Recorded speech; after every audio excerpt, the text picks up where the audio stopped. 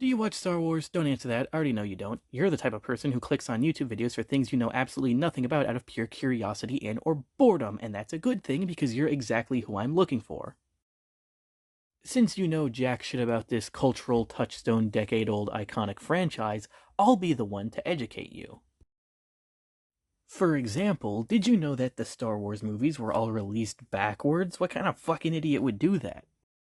If you asked any Star Wars fan, what order do you watch the movies in, they give you one of three answers, usually. They either say chronologically, which is prequels and then original trilogy, by release date, which is original trilogy and then prequels, or they use that god-awful machete method where you start with the original trilogy and then put like the prequels in the middle, but you like skip a few of them. Who the fuck came up with that? So, to remedy this, I created my own Star Wars viewing order, and mine is objectively the best one because I said so. Though I bashed it earlier, my version is actually very heavily inspired by the machete method. I basically took it, made it not awful, and then locked it in a dark room and forced it to smoke crack for 8 weeks. This viewing order will only cover the Skywalker saga. There's going to be some not Skywalker saga integrated into it, but I'm not going to. Oh, just don't worry about it yet. And jokes aside, this watch order is intended for someone who hasn't already seen Star Wars, but not just hasn't seen it yet, like has literally never made contact with it. Like we're talking doesn't even know Darth Vader is Anakin levels of like living under a rock. So the goal of this is that whenever you have grandkids or whatever one day, this is how you show it to them. So without further ado, I am proud to present the definitive and only correct way to watch Star Wars. Prologue. Star Wars Episode 1, The Phantom Menace. Well, obviously Episode 1 is where you're gonna start, right? It's literally the chronological beginning of the timeline. Well, yes and no. Yes, because it introduces Obi-Wan and Anakin, it serves as background context for everything going forward. Their betrayal hasn't come yet, but really neither has their friendship. This is basically an origin story that cuts out right as it's finishing. It's not the backstory of Anakin and Obi-Wan's relationship that's Anakin's turn to the dark side and the creation of Darth Vader. This is basically meant to trick the viewer into thinking that it's the backstory to their relationship. So, yes, that is the reason that it goes first, but at the same time, no, it's also not the reason. The other main reason is because it introduces, believe it or not, Darth Maul, and Darth Maul will become very important going forward, but right now all you need to know is that he's here, and he seemingly, apparently, dies at the end of Episode 1. But now beginning the actual story, Chapter 1, Han. This is when the story officially begins with A New Hope and the introduction of Luke Skywalker. The viewer will innocently think they have all the context they need. Obi-Wan got old, Anakin grew up and had a kid apparently, and then died. The only inconsistency is that Obi-Wan says Anakin was killed by his Padawan, who would later become Darth Vader. The viewer would either kind of not notice, or if they do, they might just think, oh, well, maybe he just had two Padawans, and we still don't know who this Darth Vader guy really is. Or they might start to actually think, wait, is his dad? No, but that can't be right. But why is this chapter called Han? He's not really that important in A New Hope. Well, the next one after this is Solo, a Star Wars story. I know it might seem confusing to be timeline hopping this much this early on, but I think you should tell the new viewer going into this that some of it is going to be out of order. And with a lot of it, I feel like if you just paid attention and used context clues, you could figure out when each thing is supposed to happen. Or at the very least have a general idea of when it happens. Solo has to come after A New Hope because Luke is first and foremost the protagonist of the Skywalker saga. The other reason it has to come after is, yet again, because of Darth Maul. This Solo establishes that Darth Maul is still alive, but we don't know how or why yet, and having that reveal so soon after Episode 1 wouldn't be as impactful. The introduction of Lando is also very important here because in Empire Strikes Back, he's supposed to betray Han, and the betrayal isn't really as shocking if you don't know who Lando is. Speaking of Empire Strikes Back, Empire is the third and final entry in Chapter 1. And of course, we get the iconic "No, Luke, I am your father," and your grandkids are gonna be freaking out like, "What? But that's impossible." And something that clicked with me just now is like the way I'm structuring it, focusing so much on Darth Maul. It almost feels like the reveal was going to be that Vader is Darth Maul. Huh, didn't think of it that way. Han heroically sacrifices himself and is transformed into a carbonated beverage, closing the book on his portion of the story. With Han kidnapped, Luke missing an arm, and the revelation that Vader was his father, we are left on one of the greatest cliffhangers in fictional history. So this is what the complete slate for Chapter 1 looks like. Chapter 2, Anakin. This is the start of what I like to call the flashback duology. The audience member who once naively thought the backstory ended with a Phantom Menace will now see the rest of the full story. Episode 2, Attack of the Drones, continues the story of their relationship. We find out how Boba Fett ties in with the existence of the clones, and indirectly the stormtroopers. Anakin and Padme develop a very problematic relationship, not because she technically groomed him, but because the Jedi outlaw having sex or something. Except for Ki-Adi-Mundi, who is not only allowed to have a wife, but actually has multiple wives. He's got a whole ass fucking harem. Save some for the rest of us, guy. Palpatine climbs the corporate ladder. Let's see, what else happens? It establishes a bunch of other really important bullshit, but I'm not really here to recap. Then we have Star Wars The Clone Wars, the movie, and I get that a lot of people really don't like this movie, but it does introduce Ahsoka, and it is technically lore important, so yeah, put it here. I actually got in trouble once, because, like, there's a scene where, I think it's like Jabba's cousin or something, is, like, smoking a bong, and I made a weed joke, even though I didn't even really know what, like, weed was at the time, but, my parents heard, and they scolded me, and it made me upset. I was really sad. Then we have the main attraction of really this entire saga, the Star Wars The Clone Wars animated series. So yeah, you're gonna sit your grandkid down and make them watch this like 700 episode series in the middle of their movie binge. We learn more about Ahsoka, we get the proper return of Darth Maul, we get the Mandalore lore, the Mandalore. We find out about the Chosen One prophecy and how Anakin is the Chosen One, which in Star Wars, the Chosen One is actually kind of not a good thing to be. Oh yeah, and there's also that one creepy, weird cultist guy from like the other realm or whatever. Why does he look so much like the Inquisitor? That's never. I don't think that's ever explained. Also, are Inquisitors the same as Sith, or are they different? I don't know the lore. Help me. And the finale is, well, interesting because it takes place at the same time as Revenge of the Sith. So there's like really mainly two ways you could go about this. You either show them like up until the second to last episode of Clone Wars, then Revenge of the Sith, then the finale, or you could just do all of Clone Wars and then Revenge of the Sith.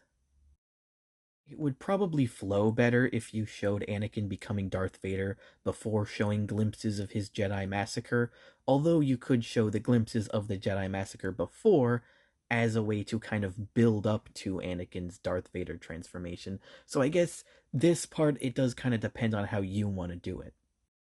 And here we have the complete Chapter 2, Attack of the Clones, Star Wars The Clone Wars the movie, Star Wars The Clone Wars the TV show, and Revenge of the Sith.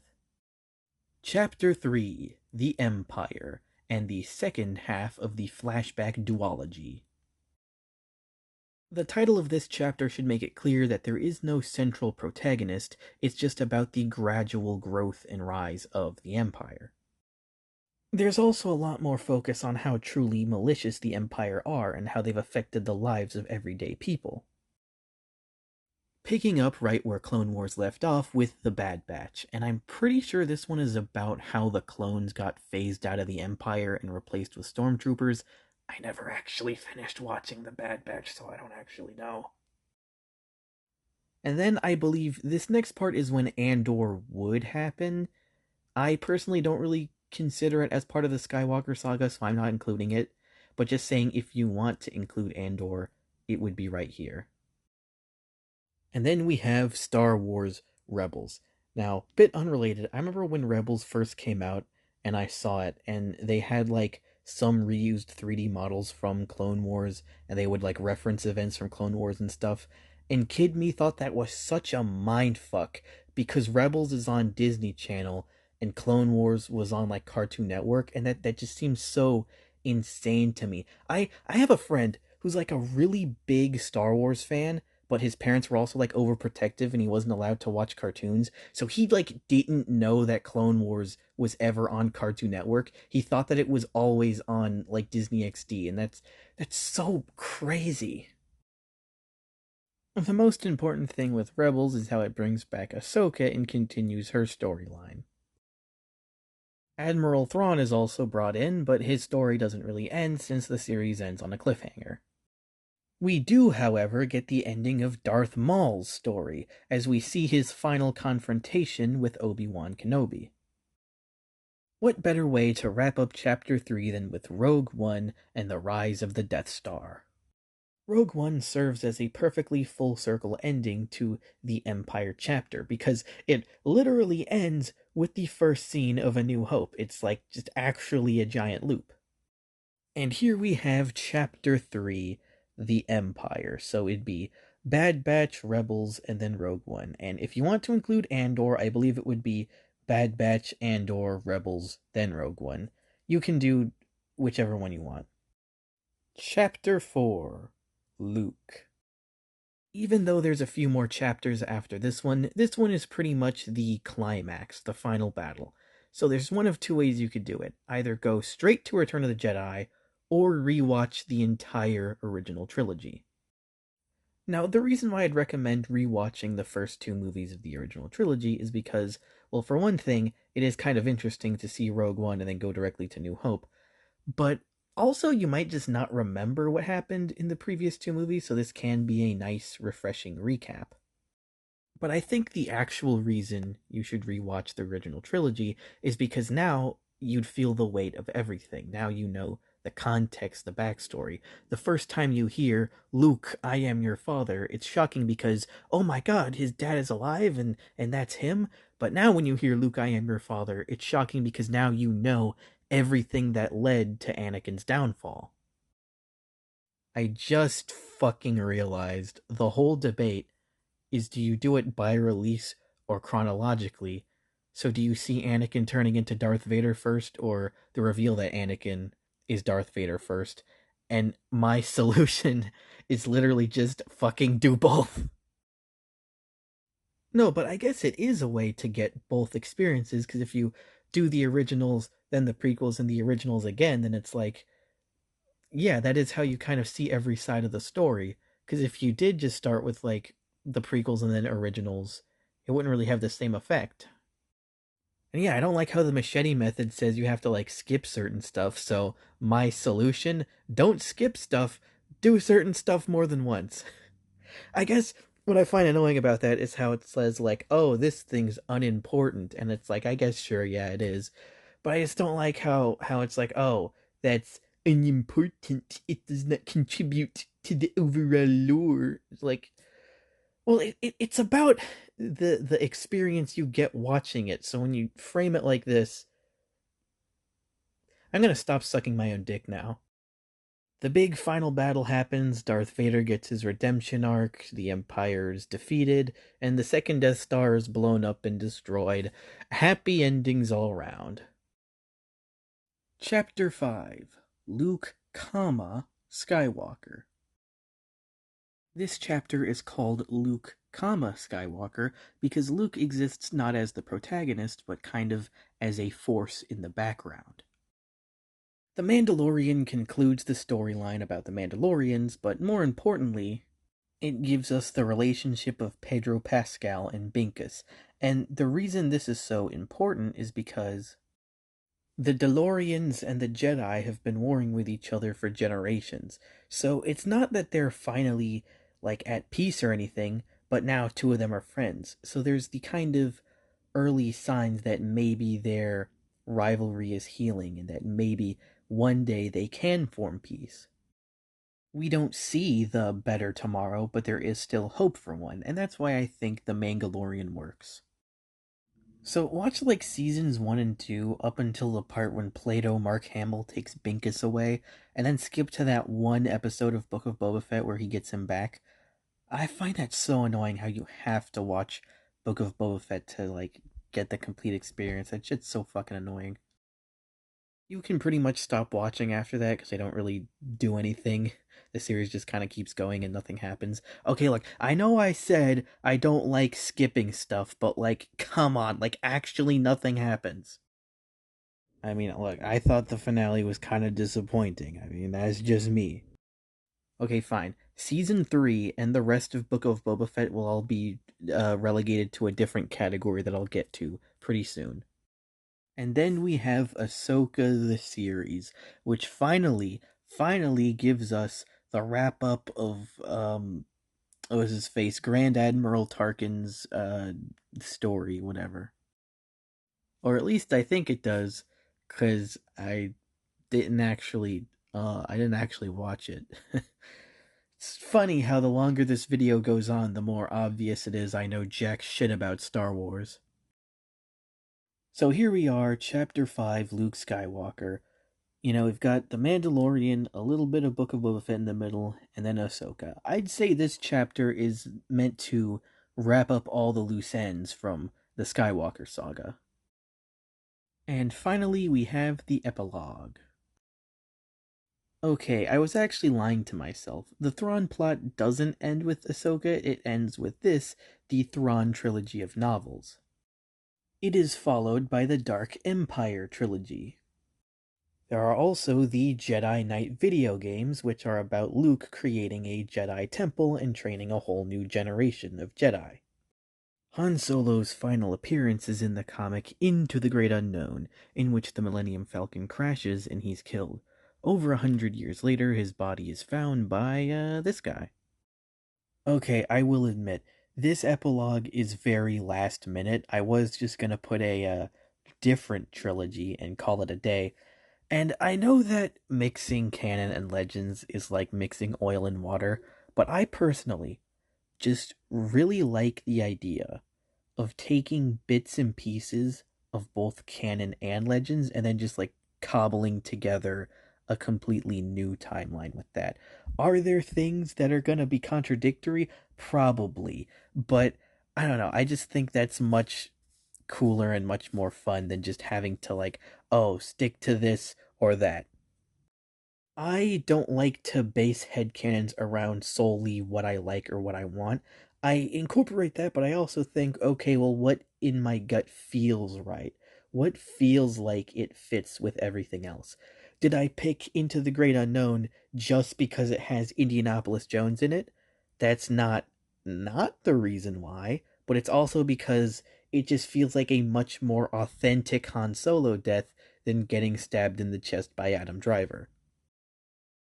You could say, oh, I like Visions, therefore it's canon, but the whole point of Visions is that it's supposed to be self contained. My gut tells me it's not canon. I don't decide what my gut thinks.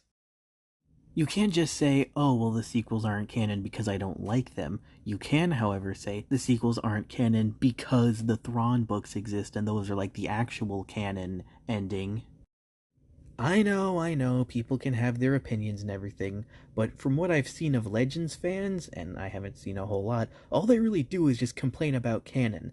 And like, if Legends is the cooler, better one anyway, why do you care so much about canon sucking? If canon. Uh, God, I need a whole video about why I hate fans. I just hate all the fans. Not even just like the bad ones. I hate the good ones too. I just hate every type of fan. They're all annoying. Kathleen Kennedy's nuts in your mouth. I much prefer when franchise stories end with a comic book instead of more movies because, for one thing, comics can do way more than movies, and I think they're just a much more immersive medium. It's like, oh, you finished watching all the movies and all the TV shows. Well, if you really want to know what happens next and get that final taste of the universe, you got to pick up a book and actually put in some brain power to read. With a movie or TV show, you can zone out, look at TikTok, not pay attention, whatever. But with a book or comic, you have to be locked in. You have to be focused and immersed. And yeah, it can be a book or a comic book. I personally prefer comics because I think the illustrations break up the text, but it can be either way. It's fine. Comics aren't real literature, they're just picture books for kids. They rob your mind of the imagination. Hey, college professor, why do you watch movies? Don't they rob your mind of imagination? Why aren't you listening to radio plays or audiobooks? It's almost like it's, no, a visual medium? A series of images occasionally broken by text with zero diegetic sound. That sounds an awful lot like 1920s silent films, and you love those so bloody much.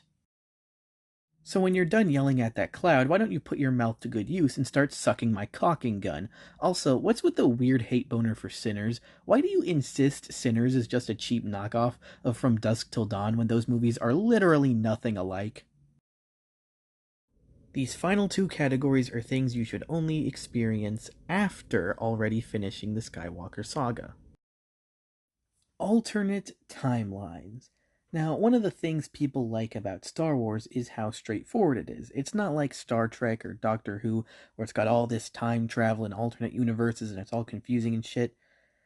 However, though, Star Wars is still not safe from the dreaded multiverse plague, as there are numerous alternate timelines, non canon stories, and possible futures. One of the most recent and most recognizable examples of this phenomena,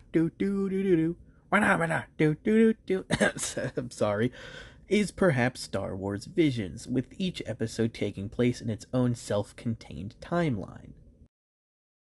The Disney Star Wars trilogy is a kooky alternate universe that poses the question, what if Luke Skywalker was a little bitch and he failed? And admittedly, this might be a hot take to some of you Star Wars fans. I actually do kind of like that idea. You know what I don't like? Literally fucking everything else about those movies.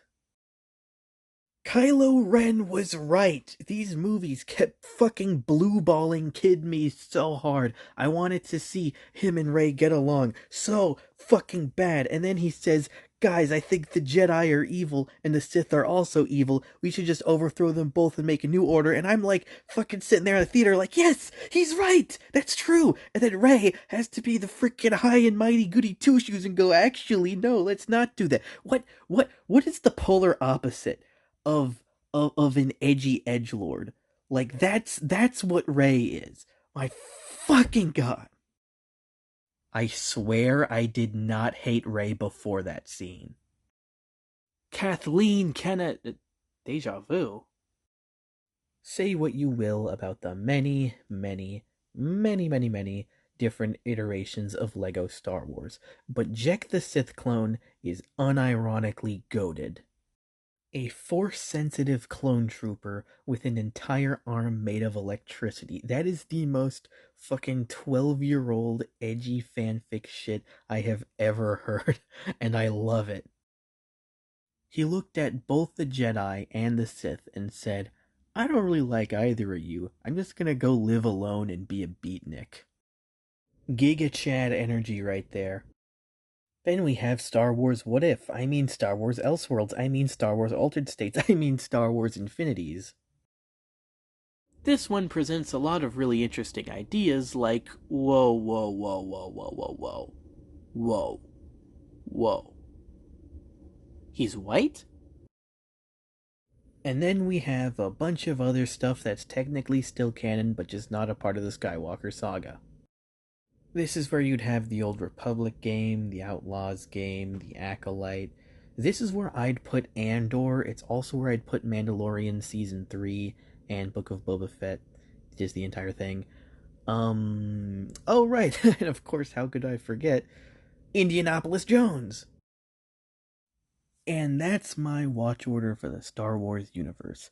Now, you may have noticed there's a lot of moments where I go, oh, you can put this here, or you can skip this, or you can swap these two around.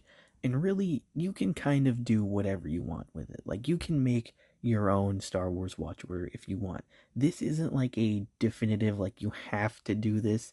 This is just like a recommendation of what you could do.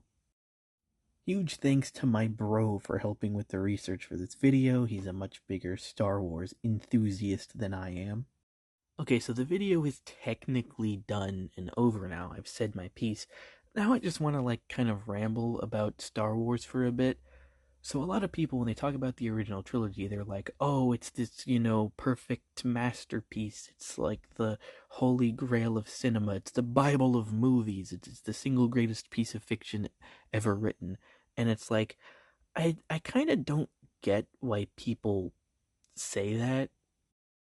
Don't get me wrong, they're not like bad movies at all. Like, I'm really not trying to sound like those dweebs who just shit on everything for being popular.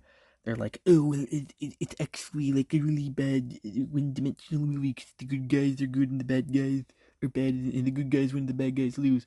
Like, no, I think that's very pseudo-intellectual, or like people like that don't really know how movies are made. Like, yeah, sure, it is a pretty simplistic story. It is like a fairy tale for 12-year-olds, but like there's a lot more that goes into movies than just that. There is still character development, there is still structure, there is camera angles, music, all the costumes and all the spaceships, all the production design that went into it. There is so much artistry around these movies. There is a reason this shot is so iconic. It's iconic because it's impactful. The double suns represent Luke's two pathways in life, and I'm nowhere near the first person to point that out. Choosing to not engage with something doesn't make you smarter than it, you fucking imbecile! With that being said, I still really don't see why people think of them as like the holy grail of fictional storytelling. But if you look at a lot of the books, comics, video games, the spin offs, stuff like that, I think actually is peak fiction. Anakin is the chosen one, and he's meant to bring balance to the Force, except bringing balance to the Force isn't really a good thing because the Sith used to have armies, but they'd all kill each other, so they made the rule of two, and that's why there's only two. But there's two Sith, an entire army of Jedi, so Anakin, in order to bring balance, has to basically kill all the Jedi, leaving only Obi-Wan and Yoda, two and two. So that's why bringing balance to the Force is a bad thing, except actually it's a good thing because the Jedi are actually really abusive assholes who are jerks to the clones, and they've committed several galaxy-wide genocides. So the Sith, the Jedi are the true villain and the Sith are the good guys, but actually no, it's not that simple because really both the Jedi and the Sith are evil. They just represent two different sides of the same coin.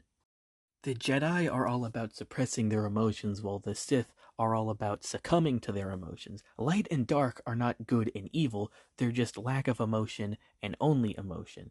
Although Jedi are still supposed to like be the good guys, like I think it said that lightsabers exist specifically to protect people, not hurt people, and you have to actually bleed a lightsaber to like turn it into a weapon. That's why lightsabers are red. Okay, so maybe it's not really the religion of Jedi that's bad, it's just the institution behind the religion. Oh. If all the Jedi were killed in Order 66, what about all those stragglers scattered throughout the universe? Are there also Sith stragglers scattered around the universe? I think so, so it's technically still even. But wait, what about Inquisitors? Are those the same thing as Sith, or are those like a different thing? I'm pretty sure Sith can use the Force, so how are they not? Inquisitors can use the Force, so how are they not Sith? But aren't there supposed to be like 10,000 of those guys, or is that just like a lie? I could be Googling all this, but fuck you. The clones didn't really betray the Jedi because their brains were hacked with these little microchips. The clones, despite being flesh and blood, are still partially programmed, similar to how the droids, despite being machine, are partially sentient.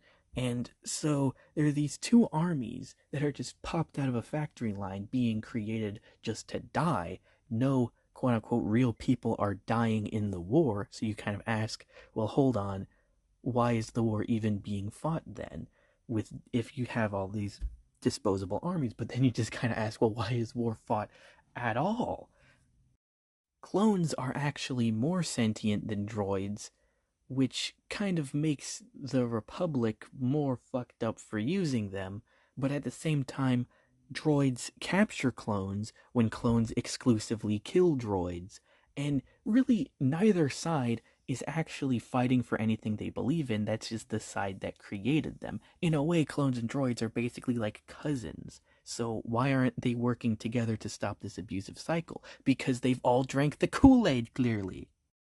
Some people say Star Wars isn't really sci-fi, and it's not because, oh, the Force is basically magic, but it's just because there's nothing really scientific about Star Wars. It's just about the adventure. But you look at like like like Jurassic Park is more sci-fi than Star Wars because it's actually about warning you about what science could do. But again, you look at the Clone Wars and it's like that actually does feel like a warning about the future, especially like, the way AI is advancing now and like the way fucking robots and shit are being built. It's like, "Oh god, are we going to actually have a real life fucking Clone Wars?" If the original trilogy is a fairy tale where everyone's fine by the end, then the prequel trilogy is a historical tale where everything is not fine by the end and everything's fucked up and most of the people there die. So in the sequel trilogy, when Luke's whole empire collapses and he becomes this, recluse failure, it actually kind of works. It kind of makes sense. Yes, I don't really like how anticlimactic his death was, but then again, Obi-Wan and Yoda both had anticlimactic deaths when they're pretty much the main protagonists of the prequel, yeah, of the prequel trilogy. But at the same time, it's like, I know Disney didn't make Luke a failure because they wanted to challenge his character or anything. They just did that because they wanted Jedi to be on the brink of extinction again as a way to reset the status quo, because Starkiller Base really is, I mean, fuck, not Star, because the First Order really is just a knockoff of the Empire, because they just wanted to do another big evil Empire story because they're just repeating what happened before. Starkiller Base and the Death Star basically have a dick measuring contest to be like, oh, look at how much bigger, look at how much bigger my dick is. Look at how much better than you I am. Let me one up you so I can. And it's like that's not really respectful at all to the original lore. And it's like, what the fuck?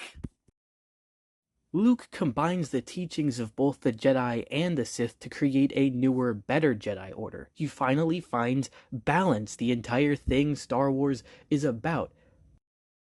Canon Luke didn't do that. Canon Luke just became a cog in the machine, another failure in the endless chain of failed, abusive Jedi governments.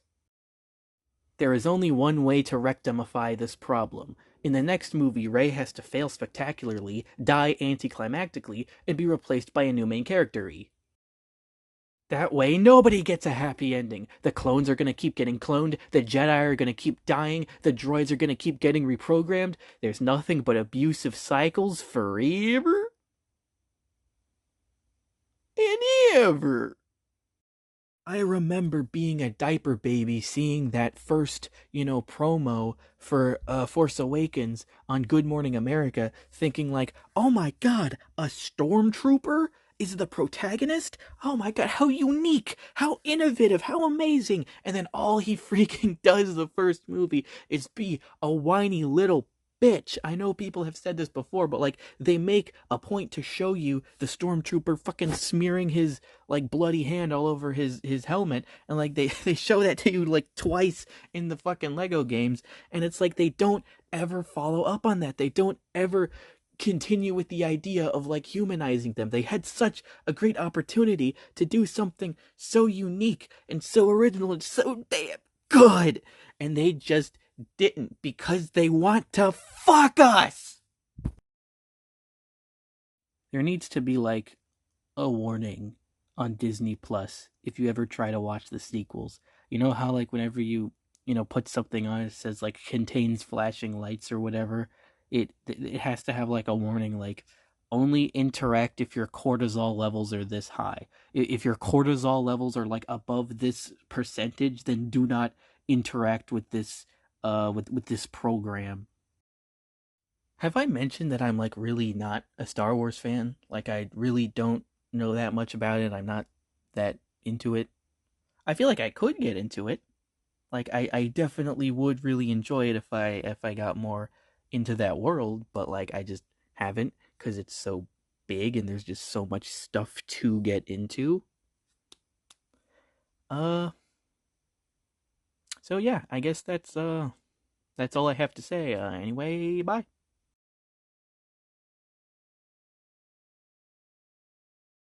In this house, General Grievous was a hero.